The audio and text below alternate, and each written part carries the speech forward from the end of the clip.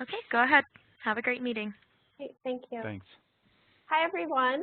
Thank you for joining us today. My name is Carrie Forbes, and I am the co-chair of the University Library section, the Future of University Libraries discussion group, possibly the longest title for a committee, but we're happy to have you join us today.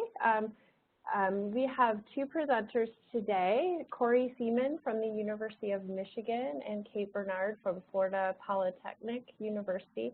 And they're going to be talking about working in all digital academic libraries. Before we get started, just a few things to note. We will be holding questions until the end. So for attendees, you're welcome to type your questions into the chat. Your mics are muted as attendees, so if you have any questions as they're presenting, just put those into the chat. And Doreen Bradley, who's the co-chair of the discussion forum with me, will be keeping track of them. And then once Corey and Kate are done presenting, probably 20 to 30 minutes in, we'll pause and then we'll start taking questions at that point.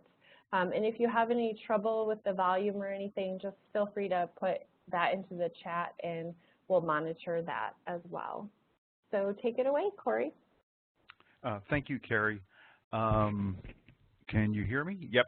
Okay, that's working. Hi, I'm Corey Seaman, and I'm going to be talking today about passing from traditional to modern. There's a really good presentation balance between Kate and I and about the different libraries that we come from and the different path that we've taken to the future of an all-digital academic library. So these slides are available here at CSeaman 2018 ULS, and I'm sure they'll be available through the ACRL site. As a way of introduction, the Kresge Library Services is an independent library, and we report to the B School. And I've been director here since October of 2006. And from 2013 to 2016, we guided the library to this move from a traditional library to a bookless one, and what I call an ethereal library. That is a picture of me. I am the torso and the legs. The squirrel is not me, but it is my favorite picture. So I'm moving ahead, and I want to talk about thinking about the modern library. And so if you think about your current library and you look around and start revisioning how this might look, take away your print volumes and take away your book stacks, and then move the student space out of the library. And what do you have left? And it's an interesting question, but one that I think that many of us will be facing 10, 20, 15, 20 years down the road that we actually had to address a couple of years ago. Student space, books, book stacks, these are part of our identity, but if you don't get to bring them forward, how does your second act, if you will, play out in a post-print digital information age? So when we think about a modern library, we think about a comfortable place to work, very warm, welcoming, and I was going to put a picture of our library here, but this is actually a library from a cruise ship, the Celebrity Equinox, and the big distinction between ours is actually that there's books. There's quite a nice selection of books, and it's quite a beautiful space, and it's probably bigger than our library space when all is said and done. So it's cheating a little bit. Just thinking about change, and we think that change is all around us. And here's a quote that I found from a book on business information resources written by the Stanford University Business Library Director back in 1949, where he says, in short, in the introduction, one generalization that truly applies to all business: change is continuous and inevitable. And the same certainly is what we're looking at right now. So here's a picture actually of our building. It was built in the early 80s, and it was built as a modern library at that time. And right now we represent, when it first opened, we were all of it, with the exception of a few classrooms. And right now we're about a third of one floor. So librarians are really fantastic about envisioning change when they are leading the way. And I think we've done a really good job of developing this hybrid fashion of having a traditional print collection with electronic media. And I think we've done a very good job. But the change in library that I think is around the corner is the one that we went through. And are we ready to manage through real change?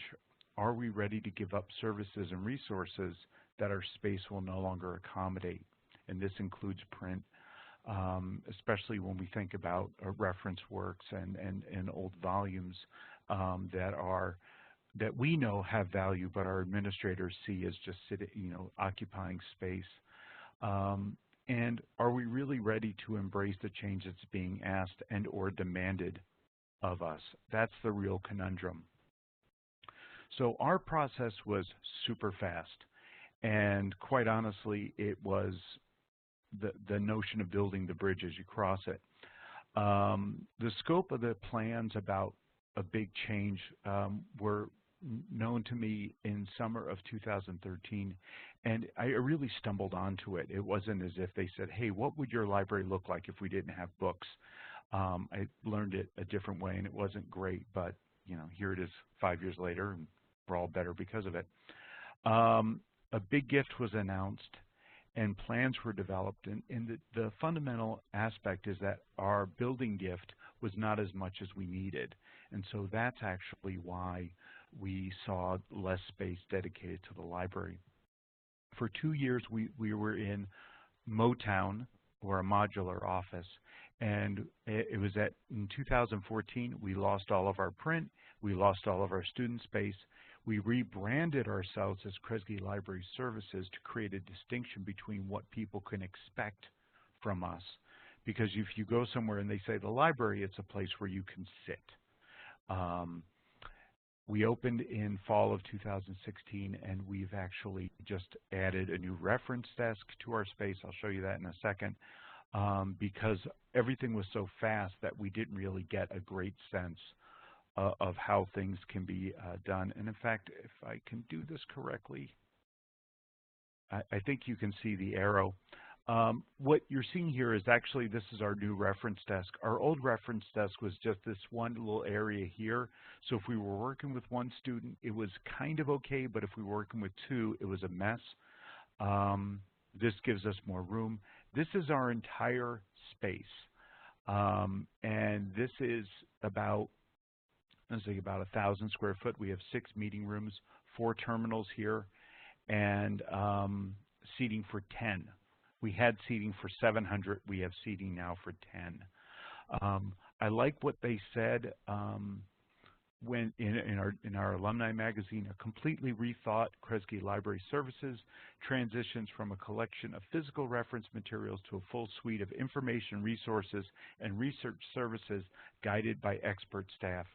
While some of it feels like marketing, expert staff is the part that I really liked. So we didn't close what we became virtually unrecognizable. The one thing you can't see here is that we don't have a door. So our space is available to students on the weekends and evenings without us needing to be there, which is really nice.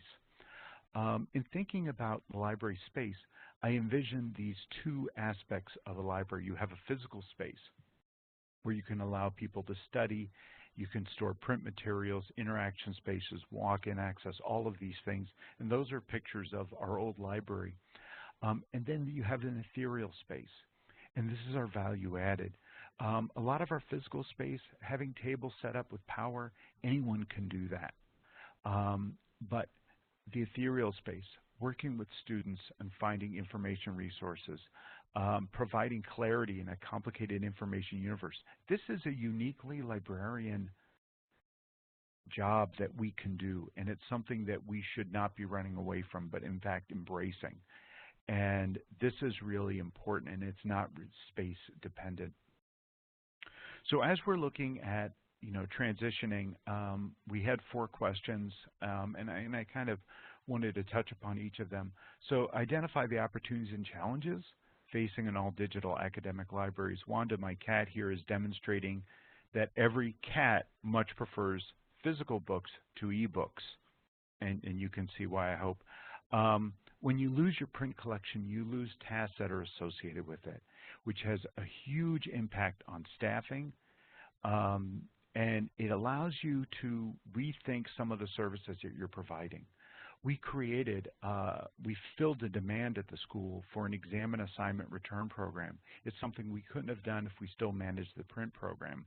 But what it does is it allows the faculty to give us exams and we hand them back instead of them using faculty time. One of the other aspects is no library has everything they need, but without physical objects, the things that you're missing goes up. The very first thing that someone asked for that we couldn't fill because it was only in print actually came from the dean's office. And so, you had to, break the news, but, you can't live on the fact that you don't have something anymore.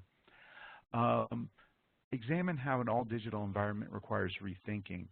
One of the things that we've been doing over the years, and this shows our support of action learning teams, and you can see it, we've had actually a pretty steady increase with a spike over the last couple of years.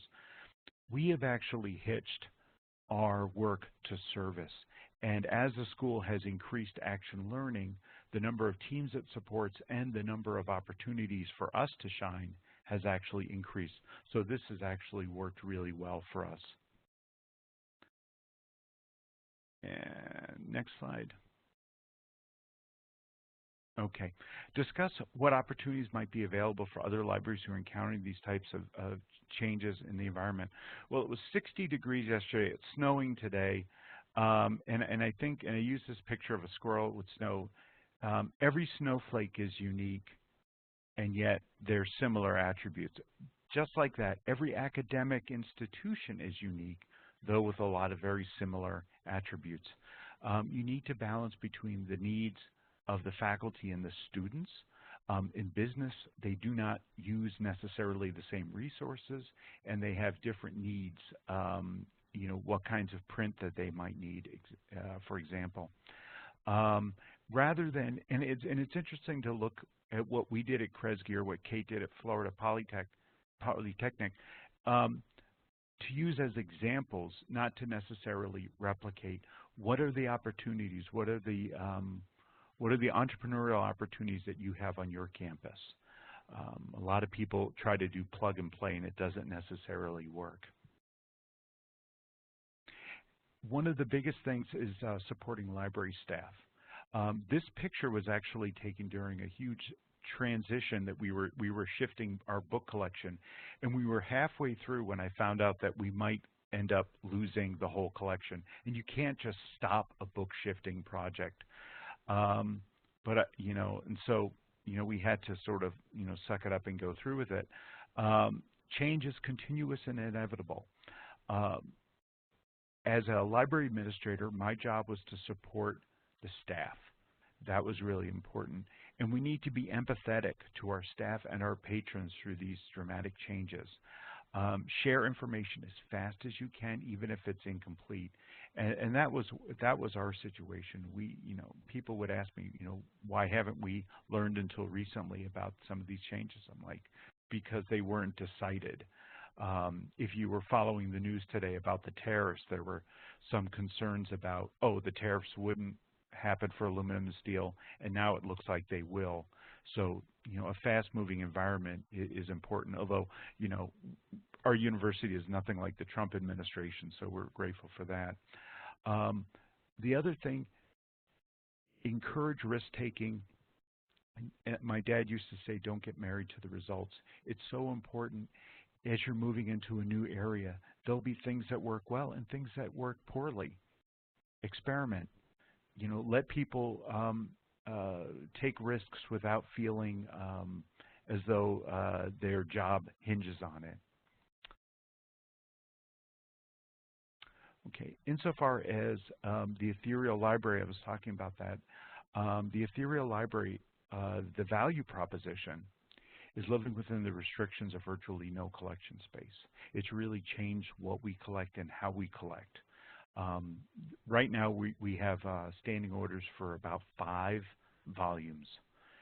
Ward's Automotive Directory or Automotive Yearbook, and yearbooks for wine, beer, and spirits.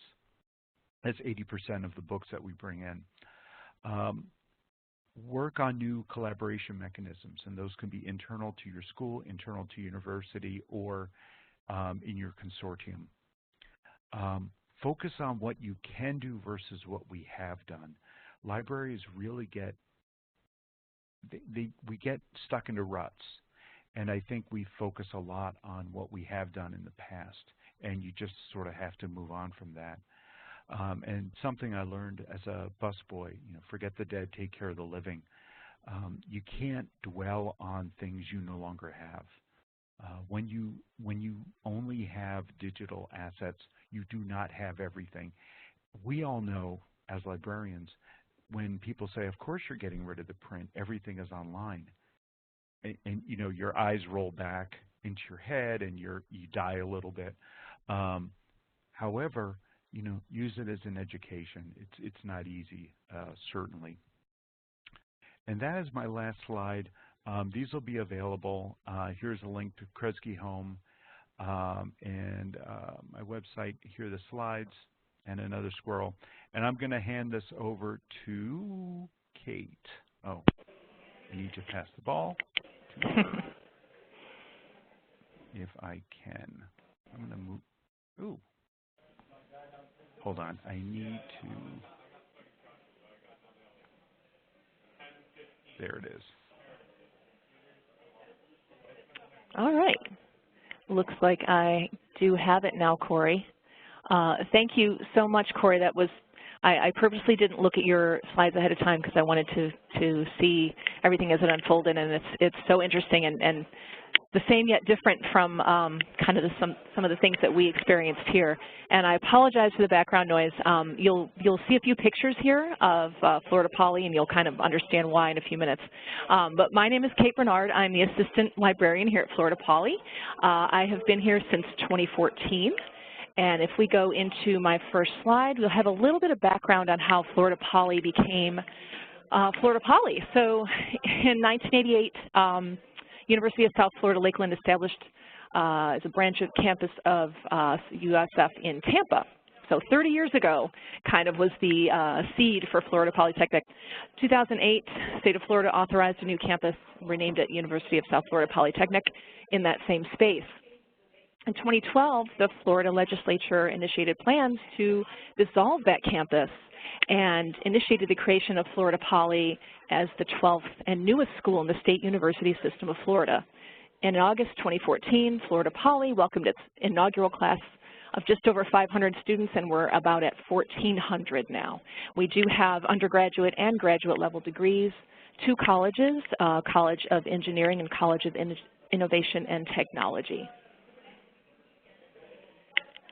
So why we chose, quote, bookless, unquote. Well, that's not really accurate. We did open without traditional bound copies, so that was kind of the term that was coined to describe us. And we were actually a Jeopardy answer, I believe, in our first semester right before we opened. So that was a kind of a neat little thing that came about from this. We have, just like most other libraries in the world now, several 100,000, if not more, ebooks that can be accessed in real time. And of course, the same kinds of digital resources you'll find at any other college or university in Florida and elsewhere. And honestly, when we were, my supervisor, Dr. Catherine Miller, was really the one who had this vision. And early on, she reached out to the other great institutions in Florida, the research institutions, UF, FSU, and they were absolutely supportive of us and our endeavors. So we really could not have done it without them, and we'll be forever grateful. And of course, we're part of that consortia as well, which really does allow for us to be able to offer these services in this way. So we were born digital. we didn't have to go through the kind of, psychological aspect of removing things. We were building new. We just didn't add things that most libraries have. And part of this was because of space considerations. We have one building, the Innovation, Science, and Technology building. Everything is here. No online classes is yet, maybe someday. But every class takes place in this building as of right now. And the Commons area is on the second floor. It's a central gathering place, and it's also considered to be the library, although the library is kind of everywhere, as we like to say. And we originally had a reference desk type thing on the north side of the Commons, and IT has a desk on the south side. And really, honestly, there was no place to put shelves, stacks. We couldn't secure them if we did, and this building, much like Corey's, is open 24/7, 365, really, to anybody with a badge. So there was no way for us to really kind of handle those logistics. So this is a picture of the Commons looking south. That's the IT desk way in the background there. There's computers in front of it. So those are computers that kids can just kind of come and use. And then the IT desk, you can see the two kind of big screens off there in the back, and it's right there behind that. And these tables in the middle, we were setting up for a career fair. So again, this building is the building, so whenever we do anything, it's kind of taking place here, there, and everywhere. So we really have to be very flexible with the space, and you can still see students hanging out. They've become very used to it, and it really is kind of the central gathering place for everybody on campus. And STEM being what it is, we really wanted to design everything with collaboration in mind. So the classrooms, the common space, the furniture is very lends itself to collaboration. It can move around. It's on wheels oftentimes, so it's an interesting dynamic.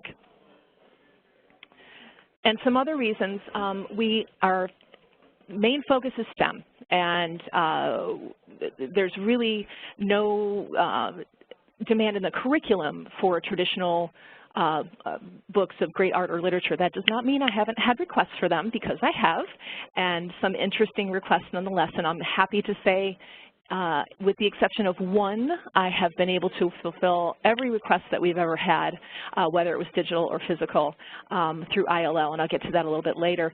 But we felt it was really important for us to focus on how to access and use digital resources, mainly for the reason, again, STEM, and if, the degrees that we're offering really lend themselves to, high-tech, fast-paced.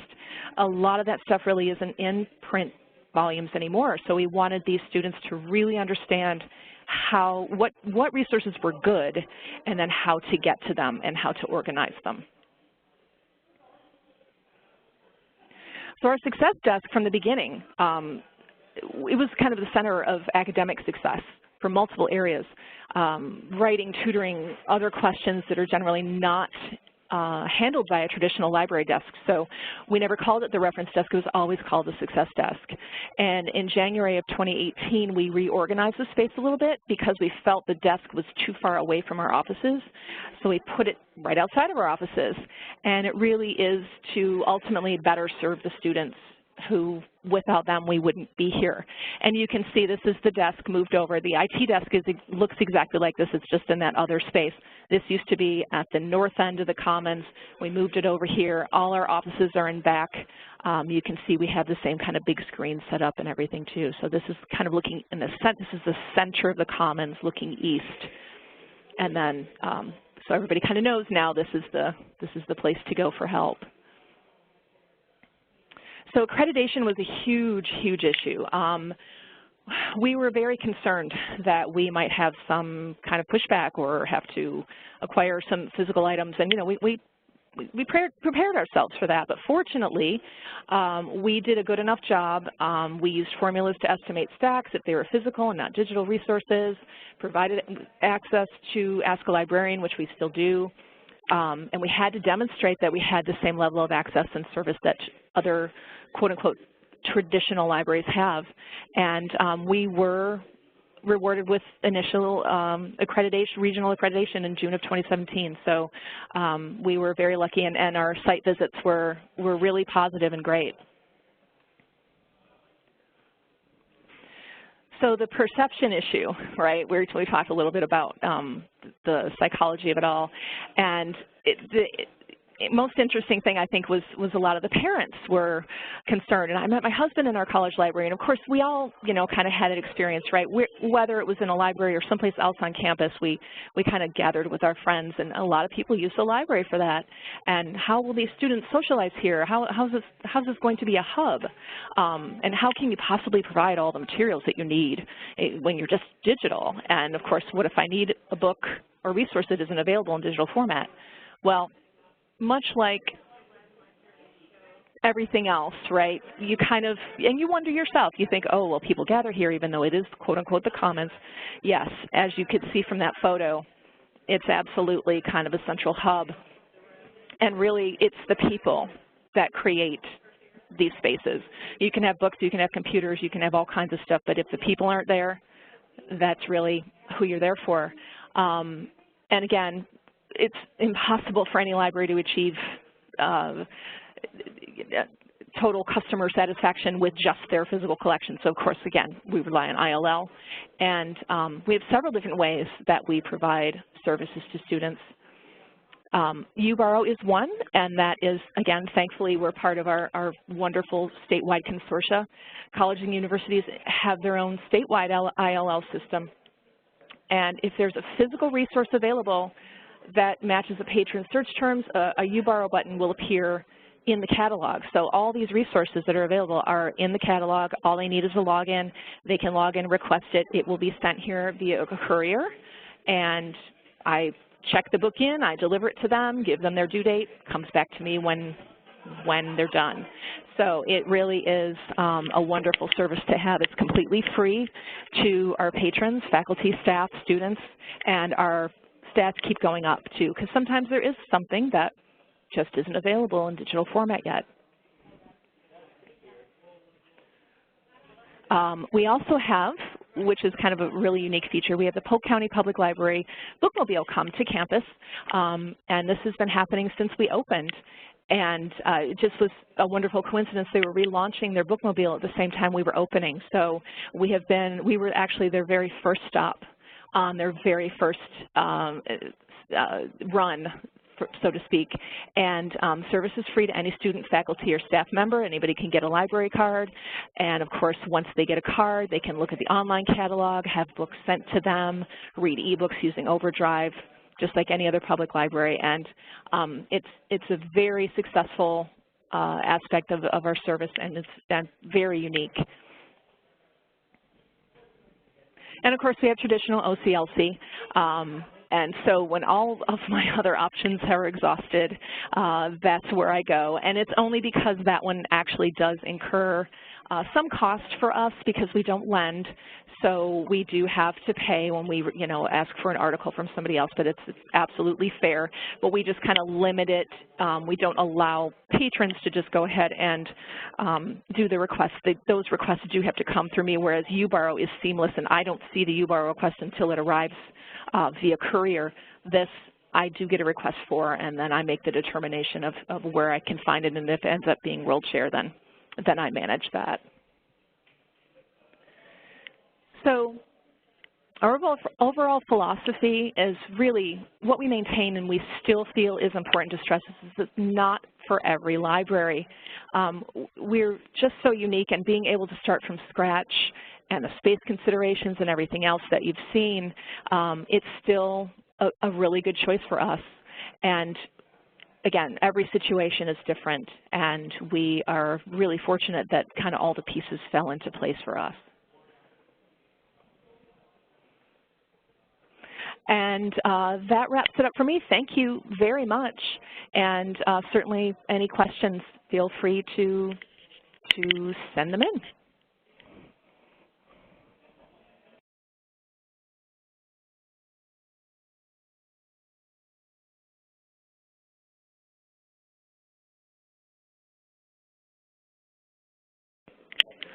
Okay, great. Thank you very much, Corey and Kate. So we will be taking questions now. We do have some prepared questions for the panelists as well, but we also want to give you the chance to ask questions. Great, I see some coming in right now.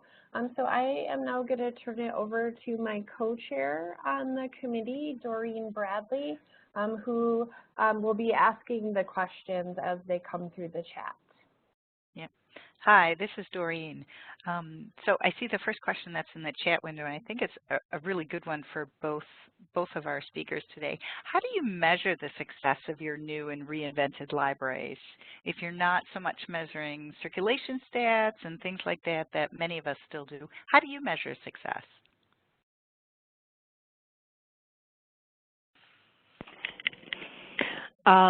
This is Kate. I can take that one from our aspect. So we actually do still measure, we do measure kind of circulation of ILL, the physical items that come in. We measure stats for databases.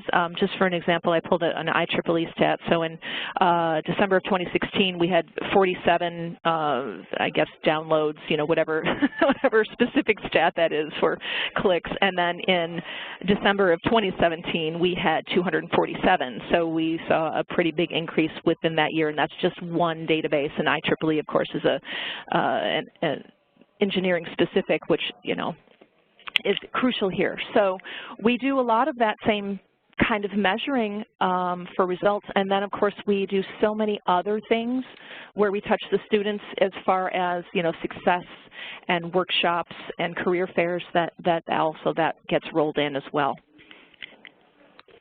And this is Corey. One of the things that we have done consistently over the years is one of the things that I think is most important is to measure our reference interactions. How many times are we working with teams? How many times are we working with faculty? And those actually dipped during the first year that we were moved into the modular because we were pretty much out of sight, and we tried to move around a few different places to get some visibility, and nothing seemed to work. Things that we were tracking, circulation, it's gone. We're not tracking that, the number of volumes. We do have to produce the ARL stats, and we send them to a colleague at the main library, and that's been way easier to do in this environment, so I have that going for me. We're really looking at the kinds of the key elements for us, and for us it's reference. When we added the exam program, we started looking at that. We're getting close to March Madness, and people always think about metrics and results, and you see one team won, one team lost, and it's not always that way. I don't try to start a new program with a preconceived notion as to measure how successful it will be. You sort of have to, it has to be a little bit like jazz, when you hear it, or pornography, that also applies. But, it's really a matter of looking at what is going on and how things are rolling and moving from there. So you're moving in a very, very different space in the library world, and so I think that you also move into a different element of measuring success. Okay. We have another question here as well from Mark. In a bookless environment, do you notice a difference in the types of questions that you get at your service desks? I can answer that because we had before and after. For us, the books were very valuable, and we all know in academics that books may get used once every 10 years, and reference volumes, for example, directories in business, may only get used when people are really digging deeply. We've run into a lot more areas where we basically get stuck. The nature of the question hasn't changed. Our ability to answer it has. And it's really in supporting faculty and PhD students who wanted to know everything about an early industry where we definitely wanted to have information from these directories that just aren't digital.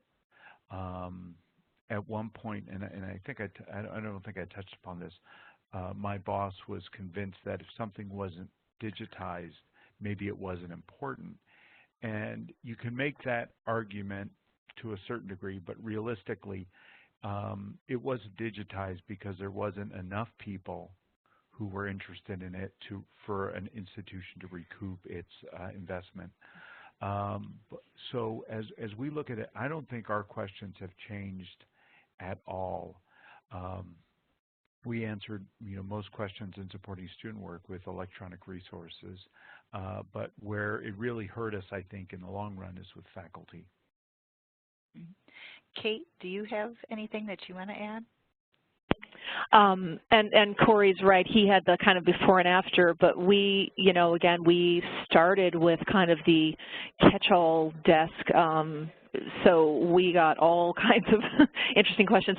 And what kind of has happened over the years is people will, and since, our offices are kind of on stage the whole time, and I always just tell people, come to me, email me, and so a lot of people do. They come straight to me for things, whether I'm at the desk or not. I do some desk hours, but again, the desk is primarily a success desk, but most everybody, even if they don't start with me, they know to, whoever they ask will say, hey, you need to talk to the librarian.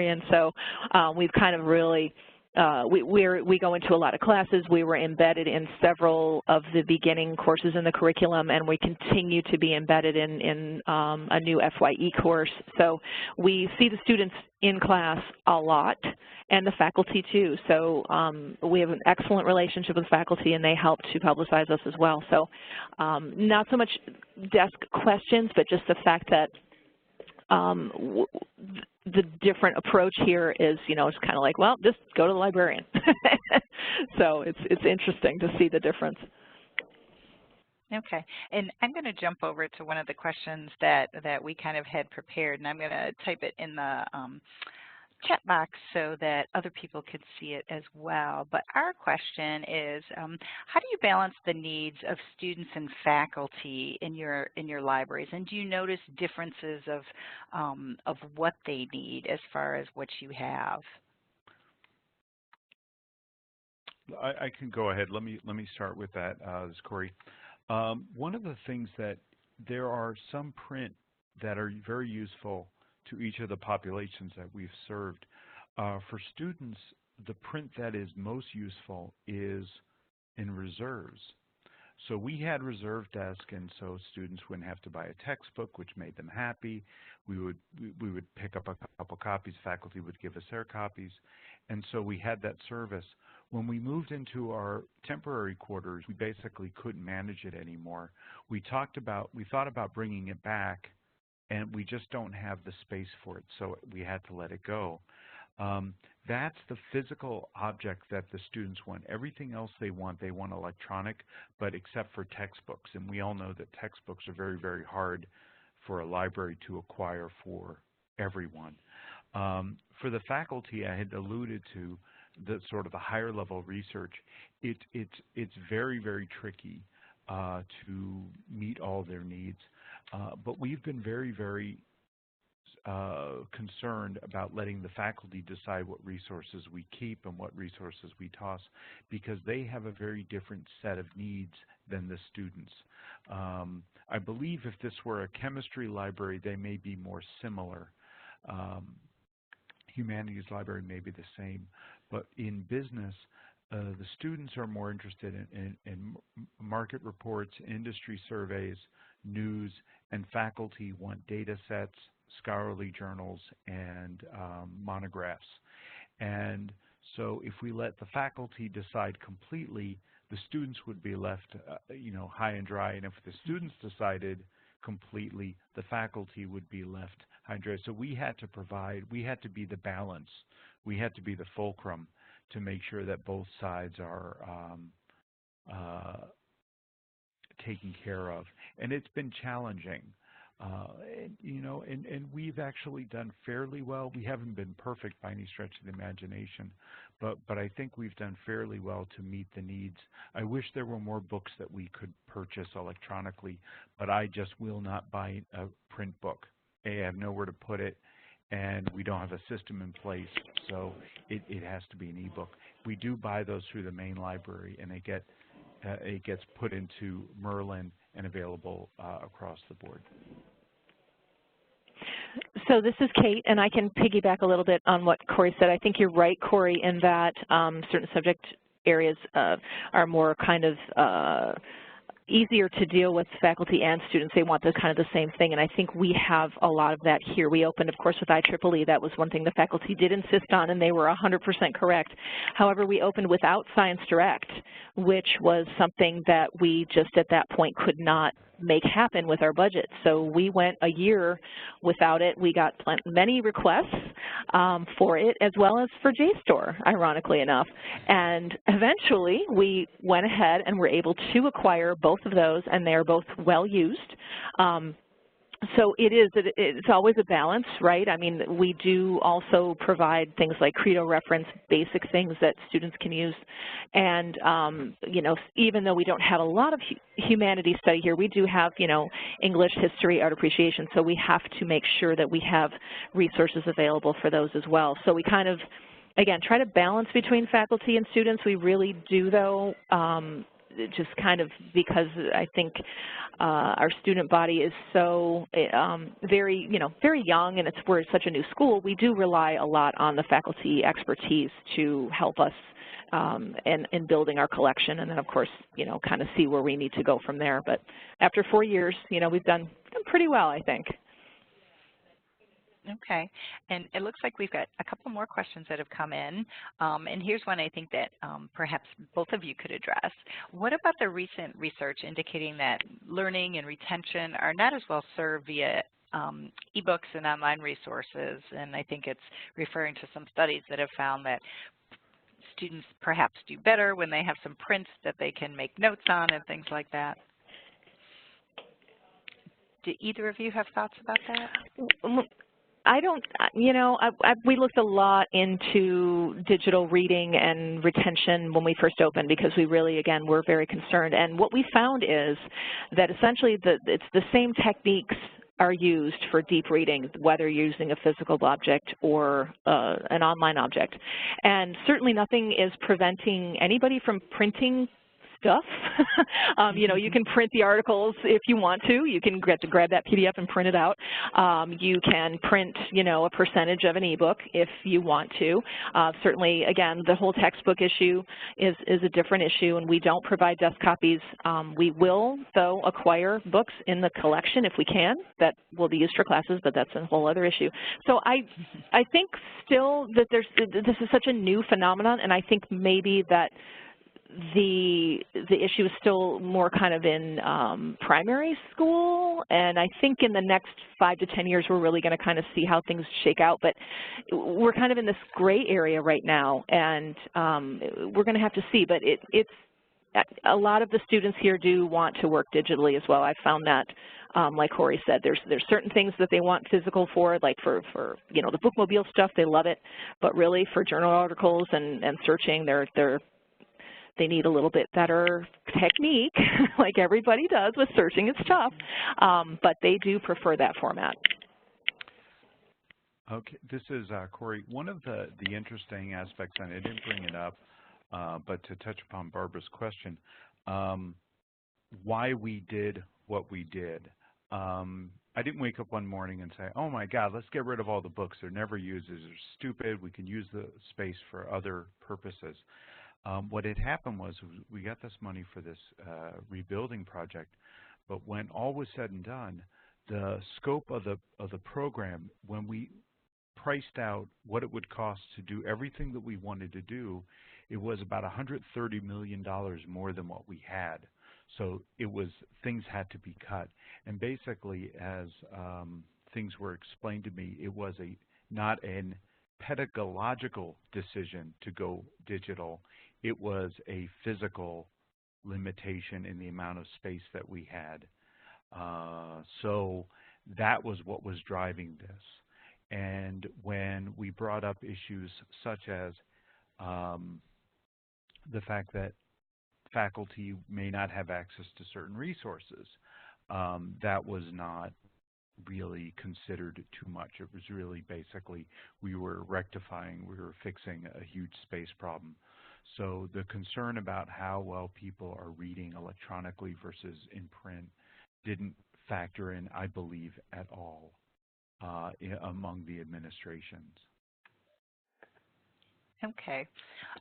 It looks like we got two interesting questions from Neil here. How did staffing numbers change at Kresge? Corey, you want to take that? Yeah. No, I'm going to let Kate answer that. One of the things that is really interesting, so we had to move very quickly. And at no point, it was made very clear to me that this was not the decision to go this direction was not about getting rid of people. It was about freeing up space for other needs at the school. So what we had to do very quickly is look at what people were doing and shuffling their jobs around. Simultaneously, Doreen knows about this, administrative services transformation, which is a process that we went through at the same time in 2013, actually saved us a little bit of aggravation. It didn't seem that way at the beginning. But in that process, two positions from all over the school were identified, pulled out of units, and put into this shared service center. And so a lot of HR and finance operations were centralized.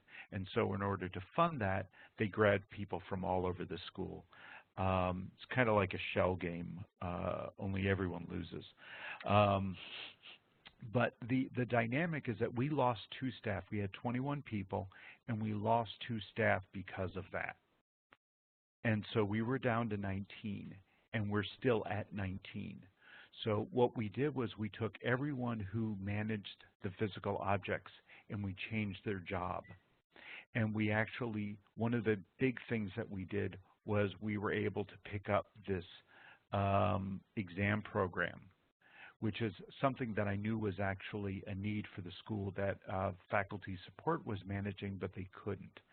We were able to take it on at the exact same time, and it's been very successful, and it's provided us with a fair amount of work, which is great. So we were able to reassign and redeploy. We also have more people doing reference because we saw an increase in the amount of action learning, so we were able to actually take a staff position and turn that person into a reference librarian, someone with a library background. So I actually wrote about this in ALAO a few years ago, and I think it's on the citation list. And it was really, from an HR standpoint, it was fascinating. So the staffing numbers really didn't change, and it took a while for people to get used to what this whole new world was going to look like. But I think we're doing pretty well. At least I am. I hope my staff is. And I think we probably have time for this last question too. Thinking about asking users or preferences for formats and that, have you done any surveys, either of you in your libraries, either before you made a transition or before you opened your library, or have you done any since? I'll start, and then I'll hand over to Kate. Sure. We have not. Basically, that decision was made for us. So if everyone decided, I want print, they would have to figure out a different place to put us. And we just don't have the room, the capacity, or the ability right now to manage a print collection. And so since that took place, we basically have said we're all E. And so if there have been a few instances where we've actually worked with our colleagues at the main library to purchase a physical book, but I just want to be out of that business. We haven't queried their users because it's just not something we could accommodate. It's like asking your kids, where would you rather go, Fort Wayne or Disney World? and nothing against Fort Wayne, it's just the city that came to mind. Most every kid would choose Disney World, but if you're driving and you might say, well, kids, guess what, we're going to Fort Wayne. So we didn't want to put ourselves in a position where we're asking people to, you know, there wasn't really a choice. So that's why we didn't do that. Kate? Yeah, and I'll absolutely, Corey. The decision was made pretty early on that we were going to be digital for, you know, a lot of the reasons that you saw, and subsequently, though, assuming that the students are well versed in searching and using the library, and we find more often than not, really, it's not a question of a library issue or a resource issue. It's technical issues. So that has to be overcome, and I always tell them if they're having issues with the library, whether they're technical or they can't find something, to come to me first, because if it's a technical issue, still often I can solve it. I do have an IT background, which came in really handy for this job. So I also do have an MLIS, so I'm, you know, well versed in all of it. But as time has gone on, we certainly have noticed students seeming to, and I've had them say I'd rather have it, you know, online, digital, whatever. I've had faculty say that they've heard the students say that as well. And, you know, there's going to be always some that prefer books, and that's great. They buy their textbooks or want to use the borrow or something else. Fantastic. But, again, we're kind of, what you see is what you get here, and it's everywhere. So, yeah. And one other question just came in, which I think is actually a good one. And actually all of us could think about this, but how do you shape your identity, and how do you ensure that you have a visible presence, which is even hard enough for most of our libraries when we do have a physical presence on campus. But what do you guys do to ensure that folks know about you? I'll start, Corey. With that one, yeah, that was definitely something that we were aware of from the beginning. And again, with the Success Desk, we made sure that everybody knew that that was library. That was also other things incorporated in there. But again, library was always wrapped up into that. And as I mentioned earlier, we made sure also that we were embedded into several of the classes at the time. We had an Intro to Engineering class. We taught all those sessions, and we did for several years until we changed it to other types of things in the curriculum. So we try to embed in classes as much as we can. We've also done marketing pushes. We've had kind of stickers, you know, like a Marks the Spot, use your library here. We put them all over campus. We will take pictures of book covers and put them on our big monitor screens and just kind of cycle through, hey, here's what you can get in the library, things like that. So the marketing is absolutely very important. We will also have a featured resource of the month that will kind of rotate on our digital boards in the building. And even though we're I think Corey's maybe got a little bit more tough job than we do, because we're kind of front and center. And again, one building, so we can't really forget about us. But I think if you're off into another little kind of cubby, that can be a little bit more of a challenge. Yeah, and to follow up with what Kate said, we've been very cautious about not wanting to spam our students with 30 emails. So we've been very strategic. One of the things that we did when we did go through the construction, we changed Kresge Library. Kresge Business Administration Library was the name of the building and the name of the library. Now it's Kresge Hall, and we changed our name to Kresge Library Services. We wanted to hold on to Kresge because it had good brand recognition, and that was very important, but we didn't want to imply that it's a place where you could come. The real challenge for us was during the 2 years of construction when we were off-site. We were in what looked like a construction trailer. And when we moved back in, even though we didn't have books in our library, we were in the building, and that made things really connect and resonate with students. And so they were able to come upstairs. On a rainy day, you're not going to go and ask for help, if it involves trudging across campus. So the fact that we're all connected, I think, really has been fantastic. We've done a lot of connecting through classes and career search so that students know that they can reach out to us. That's been really important. One of the programs that we also run is for business text packs, course materials, so all of their cases and whatnot. That's compiled together. And we also were print in there, but we moved to electronic through with study.net. And what we've done is we've made available to students an optional text pack, an optional paper version. And they would, during the construction, they would pick it up actually at the law school because that was the only place that we could get a location. But now when we moved back in, we were able to have pickup here. So students were used to coming into our space.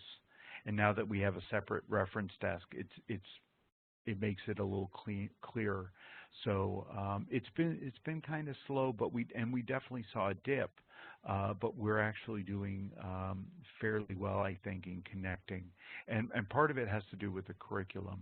You know, we have a high class problem in that we're trying to figure out how to support all of these teams versus the low class problem of how to get people to use our resources. But which the branding is a great problem to have. Yeah, the branding is really tricky when you do a flip like this because if students are using your library because there's a parallel surface to the ground and plugs, then that's what they're utilizing. And so for us, it became important to connect with them on their research needs. Yep. And I think we are about at time, so I'd just like to thank both of our panelists today, Corey and Kate, and also all the attendees who had some wonderful questions for you, and thank you for sharing your experiences with us. Carrie, is there anything that you would like to add? I would just like to echo my thanks to our two panelists and also all of you that registered for this presentation. We have your email address, so we will be sending the recording to everyone. And on the slide that we have up, the ACRL LibGuides link at the bottom, that also has the contact information and some readings that Kate and Corey shared with us for this program. So you're also welcome to check that out as well. All right, thank you all for coming. Have a good day. Alrighty, thank you everyone and have a great day. Thanks, Mariel.